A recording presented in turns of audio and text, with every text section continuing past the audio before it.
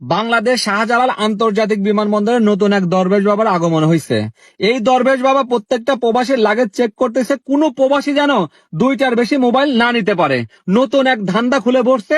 এই দরবেশ বাবার মতন আরো লোকগুলা আছে যারা কিনা বাংলাদেশ বিমানবন্দরে কাস্টমসের দায়িত্ব পালন করে।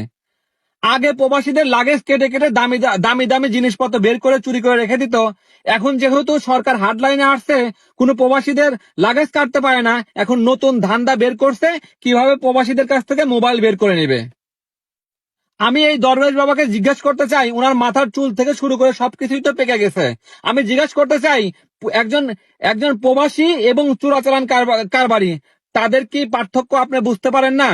একজন প্রবাসী মাথার ঘাম পায়ে ফেলে যখন বাংলাদেশে যায়, তার নিজস্ব ইনকামের টাকা দিয়ে মোবাইল কিনে নিয়ে তার পরিবার পরিজনের কাছে যায়, আপনি এয়ারপোর্ট থেকে মোবাইলগুলো রেখে দিচ্ছেন। এইটা কোনো যৌক্তিকতা হইল? আপনার মোবাইল গুলা জব্দ করতেছেন। আমি একাই 3টা মোবাইল ব্যবহার করি। যখন আমি বাংলাদেশে যাব, তখন আমার মা বাবা ভাই বোন আত্মীয় স্বজন কেউ না কেউ তো বলবে যে বাপ, যখন বিদেশ থেকে আসিস তখন আমার জন্য 2টা মোবাইল নিয়ে আসিস কিংবা একটা মোবাইল নিয়ে আসিস। আর আমরা যখন মোবাইল নিয়ে বাংলাদেশ বিমানবন্দরে যাব, তখন আপনার মোবাইল গুলা জব্দ করে রেখে দিবেন। এইগুলা কি বাপের বাড়ির আবদার? আপনারা প্রবাসীদের ভিডিও গুলা ভাইরাল করতেছেন, প্রবাসীদের ভাবমূর্তি গুলা নষ্ট করতেছেন। কিভাবে একজন প্রবাসীর বিনা অনুমতি